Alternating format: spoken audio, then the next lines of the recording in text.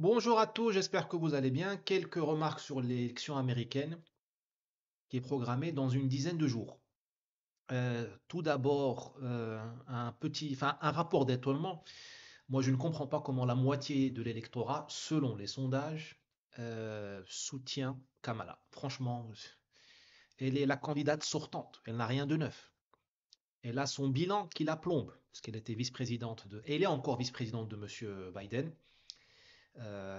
Politique désastreuse.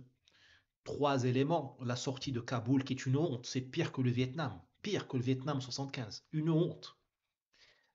Plusieurs milliards de dollars d'équipements militaires laissés tout neuf avec les clés sur le moteur aux talibans. Félicitations. L'inflation aux États-Unis, les Américains ont de plus en plus de mal à financer leurs maisons, à acheter des maisons ou même à manger. Les prix de certains éléments ont pris 50%, 70%. L'inflation notamment des hydrocarbures. La faute à l'administration Biden-Kamala, puisqu'ils ont gelé les prix, enfin ils ont augmenté les prix, ils ont provoqué l'augmentation des prix en gelant l'exploration du pétrole avec des histoires de transition énergétique. Et puis, bien entendu, vous avez la hausse de la criminalité dans les grandes villes américaines qui ressemble de plus en plus, et c'est un hasard, à ce qui est devenu Paris, ou ce qui est en train de devenir ce que sont en train de devenir certaines sections de Barcelone ou d'ailleurs. On dirait qu'il y a un plan, entre guillemets, pour transformer les villes occidentales en une espèce de souk de vente de drogue à ciel ouvert, une espèce de foire, salle de centre de convention permanent pour SDF, avec tout ce qui va avec, la criminalité, la chute de l'immobilier, le départ des classes moyennes, et ainsi de suite. Bon, donc voilà pour le. Je comprends pas comment on puisse voter pour cette fille. En plus, elle a appuyé Black Lives Matter dans sa version la plus extrême, c'est-à-dire qu'elle a animé elle a appelé à verser des dons pour des cagnottes censées libérer les gens qui brûlaient des voitures, brûlaient les commissariats, détruisent des centres-villes comme Minneapolis et Portland. Voilà quelqu'un qui est extrémiste. Ça, franchement, ça c'est la définition de l'extrémisme. Bon. Eh bien, la moitié des Américains l'appuient selon les sondages. Deuxième chose, moi je ne comprends pas comment on écoute encore les médias américains qui ont menti pendant 4 ans. Ils nous ont dit, vous êtes des complotistes si vous dites que Biden n'est pas au niveau. Vous êtes des complotistes si vous dites que Biden ne réfléchit plus, ne produit rien, s'il est fatigué, s'il est sénile. On doit traiter de tous les noms. Et en quelques heures, ces mêmes médias ont changé de veste et nous disent maintenant, écoutez, Biden exit, il faut absolument mettre Kamala. Le comble, c'est qu'ils continuent à nous prendre pour des imbéciles, puisqu'ils nous disent que Biden ne peut pas faire campagne, c'est trop dur pour lui, mais il peut diriger les États-Unis. J'ai l'humilité de croire que c'est plus difficile, il est plus difficile de diriger la plus grande puissance mondiale que de faire campagne. Bon, mais bon, je ne suis pas journaliste américain, je ne travaille pas pour CNN ni ABC. Bon. Maintenant, les remarques de fond que je voulais faire, c'est elles sont organisées autour du thème de la politique de l'identité. Ce que les Américains appellent identity politics. Un peu de café, la boisson du pauvre, la boisson du travailleur. Euh, les Américains considèrent l'électeur selon sa race et son genre. Ce qui, pour nous, issus de la civilisation française, est absolument horripilant. Et c'est notre futur, on y va, hein, grâce à LFI, hein, grâce aux écolos, grâce à Sandrine Rousseau. Vous avez vu que les progressistes sont au fait les atlantistes, même s'ils se disent socialistes, communistes ou autres, ce sont les Américains. Ils sont plus américains que la droite. Ils rêvent d'une société à l'américaine, c'est-à-dire une société de haine raciale, blanc contre noir, mais noir contre blanc. D'accord. C'est une société à la limite où tu ne t'assimiles jamais. Tu es toujours afro-américain, euh, puertoricaino-américain, cubain-américain. Tu n'es jamais américain. C'est un truc de dingue. En fait, il y a de l'assimilation. On s'assimile, à mon humble avis, plus vite aux États-Unis qu'en France. Ce pays est une machine à assimiler. Cela dit, tu ne t'assimiles jamais véritablement. Parce que tu as toujours un drapeau pour dire attention, je ne suis pas comme vous, j'ai une doléance. C'est horrible. Et en fait, ce n'est pas seulement une doléance, c'est un motif pour haïr. C'est un motif pour haïr. Donc, tu as chez les Noirs, Kamala est majoritaire, ce qui ne cessera jamais de me surprendre, sachant que le Parti démocrate est historiquement le parti de l'esclavage. Il faut vérifier l'histoire américaine. C'est le parti de l'esclavage, de la ségrégation, etc. Mais les Noirs américains semblent avoir été convaincus par le mythe, la mystification, la fake news, qui consiste à dire que M. Trump est raciste. Je cherche encore les preuves de racisme chez M. Trump. Très bien. Alors, il y a un décrochage. Les hommes noirs écoutent de plus en plus Trump. À 80%, ils vont quand même voter Kamala, mais ce n'est pas à 100%. Chez les femmes, la majorité vote Kamala encore. Alors, euh, on est dans la politique de la race aux États-Unis. Donc, on fait des promesses électorales, un programme électoral racial. Madame Harris a émis, avec le sceau de vérification de M. Obama, hein, qui est un surhomme, euh, elle a émis un programme où elle dit que pour aider les hommes noirs qui sont en train de lui échapper, enfin bon, continue quand même à voter pour elle en majorité, pour récupérer les hommes noirs, elle propose de libéraliser ou de légaliser la marijuana, je sais pas quoi. Enfin, ça, c'est du racisme. Croire qu'on peut amadouer quelqu'un, le flatter en le droguant, c'est vraiment le prendre pour quelqu'un qui n'est pas un citoyen normal. C'est ça le racisme. Alors chez Trump, on fait pareil, hein. Je l'ai entendu, je ne sais plus si c'est en 2020, en 2024 ou dans les deux occasions, aux deux occasions. Il a dit, moi je ne suis pas raciste puisque la preuve, j'ai assoupli le code pénal pour que les hommes noirs ne partent plus en tôle pour trafic de drogue ou port de drogue. Ça c'est le racisme. Ça c'est le racisme. Bon, là-bas ça passe crème. Je suis horrifié de voir que nous allons en France vers ça si nous continuons dans notre lancée. Avec une extrême gauche qui fait ce que la droite ne peut pas faire, c'est-à-dire réfléchir, écrire des livres, et une droite qui croit que l'économique, le capitalisme suffit. Le capitalisme n'a pas d'âme, bon sang, il n'a pas de morale. Les entreprises capitalistes libérales, elles sont devenues wokistes. Pourquoi? Parce elles ne sont pas protégées. Elles n'ont aucune immunité contre la bêtise. L'argent tout seul ne suffit pas. Les pyramides d'Égypte, les pyramides des Mayas n'ont pas été faites pour le pognon, n'ont pas été faites pour le profit. Lucro, comme on dit en portugais, greed, comme on dit en anglais. Ça a été fait pour une idée plus grande, plus élevée. C'est comme ça, l'argent tout seul. L'argent, c'est bien, mais il ne suffit pas. Le jour où la droite comprendra ça, peut-être que nous aurons une chance de de sauver l'Occident et de récupérer le pouvoir. D'ici là, la droite continuera à être dans sa position de témoin, voilà, de vieille dame effarouchée qui ne comprend pas que son pays s'effondre alors qu'elle paie ses impôts. C'est ça la droite aujourd'hui, malheureusement. Pour nous tous, pour les gens de gauche et de droite. Parce que tant que la droite ne se réveille pas, bah, il y aura pas de. C'est pas à gauche c'est pas de la gauche dont que viendra le salut. Très bien. Euh, Politique de l'identité, chez les latinos aussi. Je regarde l'horaire. Chez les latinos aussi. Vous avez une majorité qui vote encore pour Trump, enfin oui, une majorité qui vote pour Trump. Et là, c'est en train d'augmenter. Trump augmente chez les latinos. Pourquoi? Ça, c'est fascinant. Hein, je crache sur la politique de l'identité, mais c'est quand même fascinant de comprendre pourquoi. Alors, il y a l'effet des migrants, des immigrés latinos euh, qui viennent de pays où le socialisme est en place, Venezuela, Cuba.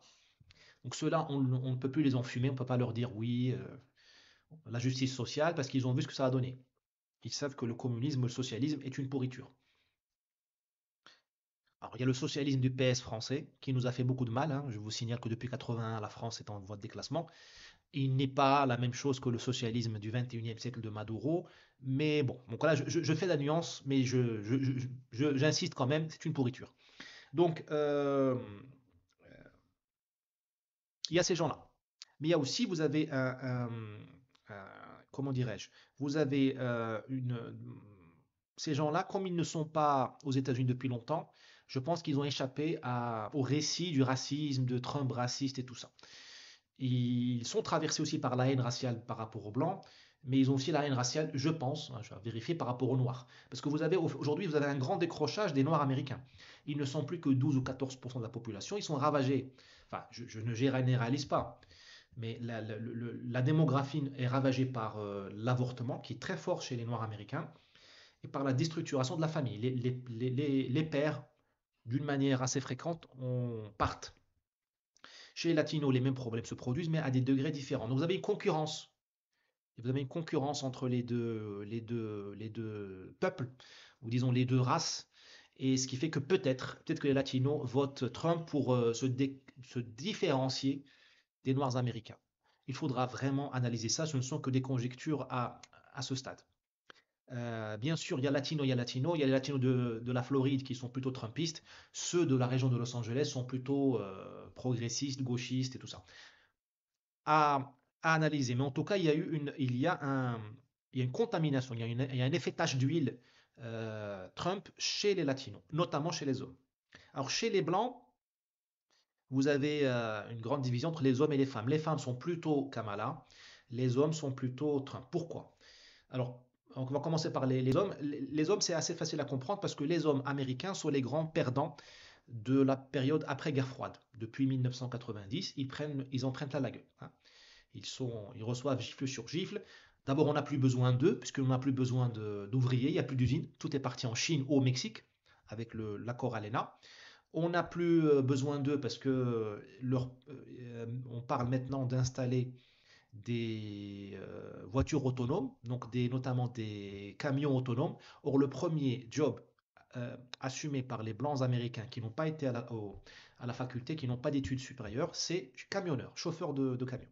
Donc là, on leur dit, bah, bientôt, vous n'aurez plus besoin de vous. Ça fait 30 ans qu'on leur crache dessus avec la diversité, quitte à discours anti-blanc. Donc ces gars, au fait, ils se retirent. Ils ne veulent plus jouer. Sans oublier tous les drames qui viennent avec qui suivent, qui marchent dans les pas de la disparition de la classe ouvrière blanche, c'est-à-dire la drogue, l'alcool, la crise du logement, le divorce et tout ça. Donc vous avez une population fragilisée qui est traversée par la douleur, eh bien elle vote pour des gens qui sont disruptifs. Quand tu vas mal, tu votes pour le type qui est disruptif, qui est contre le système. Quand tout va bien, tu votes pour le système. Euh, Ça, c'est la logique des castors en France. D'accord? Les castors vont bien, donc ils votent pour le système. Les électeurs du RN vont mal en général, donc ils votent contre le système. C'est assez simple le vote de temps en temps. Alors les femmes vont mieux, même si bien sûr elles sont traversées par toutes les crises, hein, de la fin de la classe ouvrière et tout ça. Elles vont mieux puisque bah, l'inclusivité surtout les femmes de classe moyenne qui s'en sortent. C'est vrai qu'aujourd'hui, d'un point de vue de carrière professionnelle, il faut être femme. Enfin, je reformule. Il n'a jamais été aussi, enfin, les conditions n'ont jamais été favorables pour qu'une femme fasse carrière et obtienne des positions de board, hein, de conseil d'administration. Aujourd'hui, ça n'a jamais été aussi favorable. La vie d'une femme continue à être très difficile dans l'absolu, la maternité, tout ça, les enfants, la baisse de la fertilité, mais il n'empêche, l'inflation les massacre comme les hommes d'ailleurs, mais il n'empêche, pour les femmes éduquées, des classes mondialisées, des winners de la mondialisation, c'est vrai qu'aujourd'hui c'est le moment, pas les années 80, pas les années 50. Donc, elles votent Kamala. Et là, je vais marcher sur des œufs, mais peu importe, si on ne prend pas de risque, on ne réfléchit pas. D'accord? Donc, vaut mieux se faire taper dessus que de devenir bête. Euh, je pense que les femmes sont plus conformistes que les hommes. Rappelez-vous la gauche française, hein, la gauche française qui donne des leçons de morale, elle ne voulait pas que les femmes votent. Elle a retardé le plus possible le vote des femmes en France. Pourquoi? Parce que les femmes vont aller plus à l'église que les hommes et on les accusait d'être plus dociles, d'écouter plus le curé que les hommes. Et la gauche ne voulait pas que les femmes votent parce qu'elles auraient voté à droite. J'ai l'impression que la nouvelle religion, enfin c'est même pas une impression. Or aujourd'hui, la nouvelle religion occidentale, c'est quoi? C'est le progressisme, les droits de l'homme, le wokisme, etc. Ça, c'est la nouvelle religion. On a remplacé l'Église par l'idéologie de l'agenda 2030 et tout ça. Donc, ben, j'ai l'impression que les femmes ont compris le message et qu'elles suivent ce catéchisme beaucoup plus que les hommes. D'où leur vote Kamala, qui est la candidate de la religion, hein, la candidate du parti religieux. Vous m'avez compris, c'est de l'humour, enfin j'essaye, c'est la religion progressiste, tout ça. Voilà où je voulais en venir. Juste un dernier point, s'il vous plaît, faisons de tout ce qui est possible pour que nous ne devenons pas des Américains. Parce que c'est horrible, cette espèce de classement des gens par la race et le sexe. C'est horrible. Vous savez pourquoi c'est horrible? Parce que ça marche en plus. Ça marche. Ça marche. Au fait, les Américains nous montrent que l'individualisme n'existe pas. Les gens se disent individualistes, mais au fait, ils votent dans leur communauté, dans leur race. On est revenu à la race. On a fait tout un chemin. On a sorti Dieu de l'équation, Jésus. On a décapité le roi, les Américains, enfin les Anglais, les ancêtres des Américains, décapité le roi. Les Français, bien entendu, avec les très grands humanistes qui ont été les sans-culottes, hein, qui ont tué la famille royale et la noblesse. On a fait la révolution industrielle, la science moderne, on a fait tout le truc. La psychanalyse avec Freud, Lacan. On a eu enfin, tout un acte, beaucoup de bruit, beaucoup de chemin parcouru. On a fait le communisme, hein, qui était une révolte athée incroyable, qui a failli réussir. Euh, et on revient au monde tribal, c'est-à-dire que le sang part plus fort. Finalement, aux États-Unis, tu as une petite Afrique qui ne veut pas mourir, que l'on peut assimiler au vote noir, même s'il y aura beaucoup à dire sur le sujet, et qui là, tu as une Amérique latine qui ne veut pas mourir et qui se différencie des Noirs américains et des Blancs américains. Et tu as un monde blanc américain que l'on peut encore comprendre selon sa logique raciale d'une race, d'un peuple en voie de déclassement démographique. Ils sont de moins en moins majoritaires, ils sont ravagés par la crise des opioïdes, etc., etc., etc. C'est horrible. Je trouve que c'est horrible. Pour les Américains, c'est peut-être l'état normal des choses. Mais comme disait le grand Fernand Braudel, nous n'avons pas eu besoin de Samuel Huntington pour comprendre des civilisations. Nous avons notre Samuel Huntington amélioré qui s'appelle Fernand Braudel et un homme de gauche. Donc il a raison. Fernand Braudel disait que l'autre est toujours l'enfer, c'est toujours l'autre. L'enfer, c'est toujours l'autre. Il l'a dit bien avant Sartre. L'enfer, c'est toujours l'autre civilisation. Pour nous, pour moi, ce que je vous ai décrit aujourd'hui, c'est l'enfer. Pour eux, c'est leur normalité. Ils arrivent à gérer. Après tout, ils sont armés. C'est vrai que quand tu es armé avec une AR-15, un fusil d'assaut, c'est vrai que tu peux vivre avec un voisin qui te déteste. Parce que tu dis, j'ai toujours un. Puis le pays grand, donc tu vois venir. Nous, en France, on est les uns sur les autres. On n'est pas armé. On ne peut pas se permettre d'avoir la mentalité américaine. Maintenant, si on veut copier les Américains, copions la Silicon Valley. Copions leur manière incroyable, unique peut-être, d'attirer les talents, de permettre aux meilleurs de s'en sortir. Copions leur environnement, même, j'allais dire, leur, euh, leur, euh, leur environnement technologique. Copions leur désir de puissance.